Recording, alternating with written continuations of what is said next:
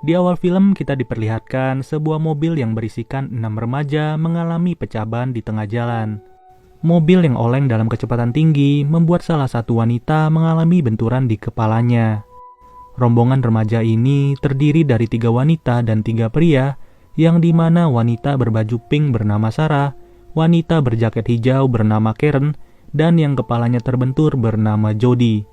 Untuk remaja pria terdiri dari cowok berkaos biru bernama Jeff, cowok berkemeja bernama Todd, dan temannya berbaju putih bernama Eric.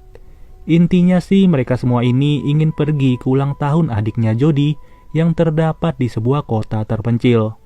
Saking terpencilnya, mobil yang melewati jalur ini dalam 1 bulan bisa dihitung pakai jari. Pada awalnya, semua berjalan baik-baik saja dan tidak ada yang mencurigakan sama sekali. Todd sebagai pemilik mobil berencana untuk mengganti ban mobil tersebut dengan ban cadangan. Apalagi mereka memiliki 3 orang pria yang tentu saja ini bukanlah hal yang rumit. Dalam keadaan seperti ini, Sarah masih sempat-sempatnya ngajak selfie untuk posting status di sosmednya. Namun karena lokasi yang begitu terpencil membuat jangkauan sinyal di tempat ini sangatlah sulit. Karena penasaran, Karen berjalan ke arah berlawanan sejauh 3 meter dan di posisi itulah jaringannya baru terdeteksi. Beberapa menit kemudian, cuaca yang begitu terik dan menyengat membuat Jody dan Karen berteduh di balik mobil. Begitu juga dengan Eric yang kebelet pipis dan langsung pergi menuju semak-semak. Parahnya, Todd sebagai pemilik mobil malah sibuk pacaran dengan Sarah dan membiarkan Jeff yang mengganti ban. Tidak lama dari itu, Sarah menyusul Jody dan Karen untuk berteduh juga di balik mobil. Ya, tentu aja, Todd sebagai cowok bucin malah meninggalkan Jeff sendirian saja. Jeff yang sebentar lagi berhasil mengganti ban mobil itu, dirumitkan dengan posisi jalan yang sedikit menurun dan membuat ban mobilnya gelinding. Saat ia mengambil ban itu, Jeff secara tidak sengaja melihat sebuah peluru yang berada di tengah jalan. Di sisi lain, teman-temannya malah sibuk ngobrol dan yang satunya lagi udah lega habis pipis. Di tengah perbincangan, Todd melihat ban mobilnya yang bergelinding dan mengejarnya di ujung jalan. Di saat yang bersamaan, Sarah berniat untuk melihat kondisi ban yang sudah diganti oleh Jeff. Tapi, ia langsung terkejut saat melihat Jeff sudah tewas secara mengenaskan. Saking terkejutnya, Sarah yang melihat hal itu cuma bisa terdiam tanpa berkata sedikit pun. Todd yang mengambil ban masih juga belum sadar bahwa ada sesuatu yang tidak beres terjadi di sini. Sialnya, dalam waktu yang begitu singkat, Sarah harus terkena sebuah tembakan yang berasal entah dari mana. Karen dan Jody juga masih belum sadar bahwa ada sebuah ancaman yang ada di depan mereka. Benar saja, bola mata Sarah sudah tertembus sebuah peluru dan pada saat itu juga ia harus terkena tembakan lagi. Dari situ, Karen melihat situasi di sekitarnya dan ia tidak tahu pelurunya berasal dari mana. Tanpa pikir panjang, ia langsung berteriak dan menyuruh teman-temannya untuk berlindung di balik mobil. Todd yang masih tidak menyangka malah tidak sigap dan harus terkena tembakan di bahu kirinya. Sedangkan Eric yang tidak sempat mendekati mobil mau tidak mau harus berlindung di batang pohon. Mereka pun terus ditembaki tanpa henti dan cuma bisa mengandalkan mobil itu sebagai tempat berlindung. Tidak ada satupun di antara mereka yang menyangka bahwa momen pecah ban ini bakal berubah menjadi malapetaka. Sudah jelas, ban mobil yang pecah itu disebabkan oleh perangkap yang dipasang oleh si penembak. 1 jam kemudian, mereka mulai kebingungan dalam keadaan terjebak seperti ini. Karen yang merupakan anak dari keluarga militer pun berasumsi bahwa si penembak itu menggunakan peredam sehingga tembakannya tidak berbunyi. Ditambah lagi, peluru yang tidak bisa menembus mobil menandakan bahwa posisi orang itu cukup jauh dari posisi mereka. Todd yang mengalami luka tembakan di bahunya membuatnya lemas dan tidak bisa bergerak banyak. Lebih kasihannya lagi, Eric cuma bisa terdiam di balik batang pohon dan berharap pada sebuah keajaiban. Setelah dipikir-pikir, ban mobil yang diganti oleh Jeff sebenarnya sudah terpasang dan tinggal dikencengin aja baut-bautnya. Tapi ya mau gimana lagi, mereka harus mencari rencana lain agar lolos dari sini hidup-hidup. Gak lama dari itu, Karen berkata bahwa di arah sebaliknya yang berjarak 3 meter, ia masih mendapatkan sinyal di handphonenya pada posisi itu. Seketika itu juga Todd yang mencoba untuk mengulur tangannya langsung diberikan sebuah tongsis oleh Jody dari kantongnya. Sebelum itu, Karen juga menyetel Google Assistant untuk langsung menelpon 911 apabila ada sinyal. Tanpa ragu-ragu, Todd langsung mengarahkan HP itu dan mendapatkan sebuah sinyal. Sialnya, baru saja Karen berteriak menelpon 911, namun handphone itu malah ditembak oleh psikopat jarak jauh. Cara kedua, Todd berencana untuk membuat gigi mobil menjadi netral agar mobilnya bisa didorong mundur ke posisi yang mendapatkan sinyal. Mereka mengatur formasi yang dimana Jody standby di posisi depan untuk merekam sumber tembakan. Sedangkan Karen berada di bodi belakang sambil memegang orang-orangan palsu. Todd akan berusaha untuk masuk ke dalam pintu mobil dan membuat gigi mobil berada di posisi netral. Ketika itu juga orang-orangannya langsung ditembak dan Todd masuk ke dalam mobil sambil mencoba mencantolkan kunci. Tapi karena ditembak terus-menerus, ia menghindar terlebih dahulu dan tidak sempat menetralkan giginya. Kabar baiknya, Jody berhasil merekam asal tembakan itu dan terlihat bahwa posisi penembak ada di atas pohon. Terlihat jelas ada seseorang dengan sniper yang berada di pohon itu sambil menyamar. Maksud dari orang ini juga tidak jelas ingin ngapain, tapi yang jelas ia berada di pohon itu tentu aja dalam waktu yang begitu lama. Lalu, Todd yang masih belum menetralkan gigi mobilnya mencoba untuk mencari alat pelindung. Kebetulan, ia melihat tempat perkakas miliknya yang ada di balik mobil, dan saat itu juga ia nekat untuk mengambil kotak itu. Todd yang berhasil mendapatkan kotak perkakas langsung menjadikan tutup besi itu sebagai pelindung tangan. Di sisi lain, Eric cuma bisa pasrah dan tidak mengetahui rencana teman-temannya. Setelah itu, Todd yang sudah memasang pelindung di tangannya langsung menyuruh Karen dan Jody ambil posisi. Dalam waktu yang begitu singkat, Todd langsung masuk ke dalam mobil dan berhasil menetralkan gigi mobilnya. Namun, ia harus terkena sebuah tembakan di tangannya dan seketika itu juga mobilnya bergerak turun ke bawah. Karen dan Jody mau gak mau berusaha sebisa mungkin untuk menahan mobil itu.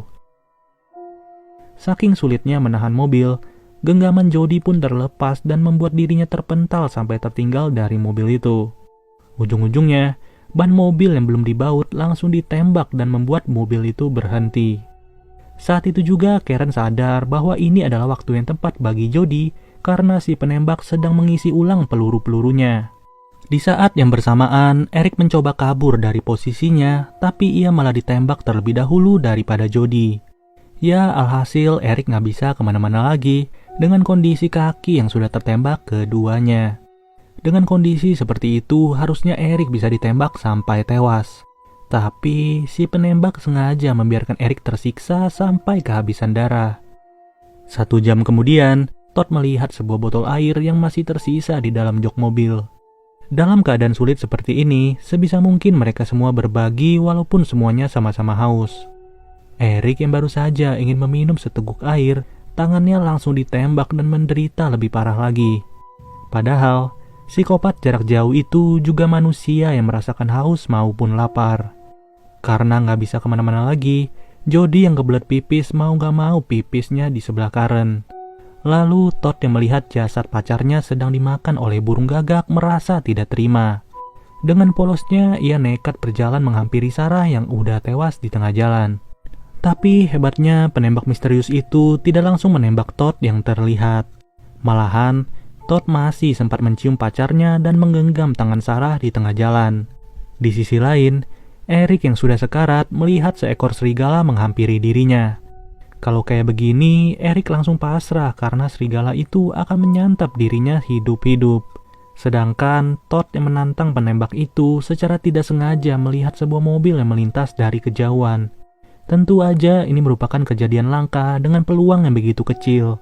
Tapi sialnya, saat itu juga Todd mulai ditembaki dan membuat serigala itu tidak jadi memakan Eric.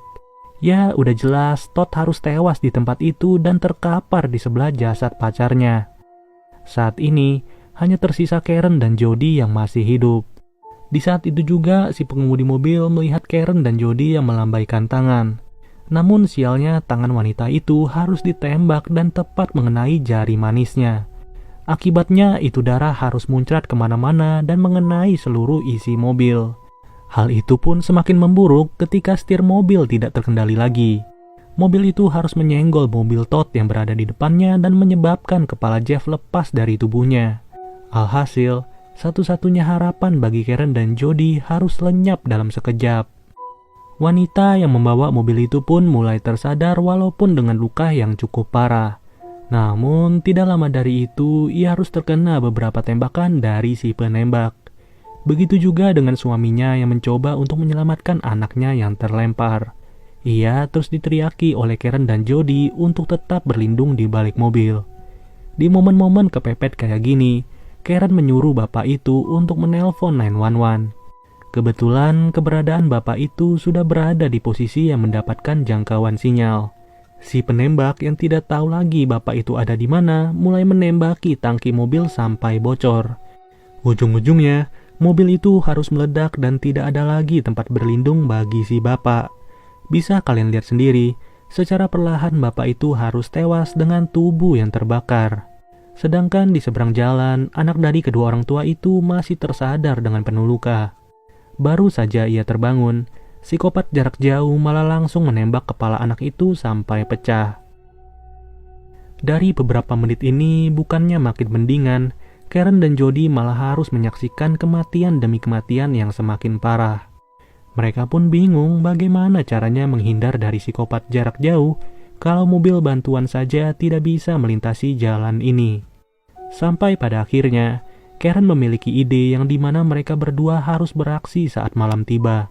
Karen mengatakan bahwa pandangan si penembak akan menjadi lebih sulit ketika terdapat asap di malam hari. Saat malam tiba, penembak misterius itu masih terus memantau lokasi dan tidak melewatkan momen sedetik pun.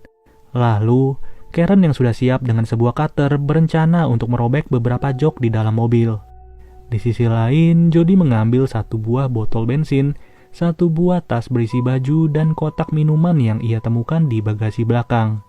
Beruntungnya di dalam kotak itu masih terdapat 2 minuman dan langsung diminum oleh mereka. Setelah itu, Jody pun mengambil kaos demi kaos yang ada di dalam tas itu untuk digunakan sebagai masker darurat. Tanpa berlama-lama, Jody langsung menuangkan satu botol bensin itu ke dalam jok mobil dan Karen membakar koran dengan sebuah korek api. Pada akhirnya mobil itu pun mulai terbakar dan menimbulkan asap dalam seketika. Namun, asap itu masih belum cukup untuk memberikan mereka kesempatan kabur. Dari timbulnya asap-asap itu, psikopat jarak jauh mulai kesal karena jarak pandang dari snipernya makin tidak terlihat jelas. Namun tiba-tiba, Karen melihat ada mobil polisi yang menghampiri lokasi mereka.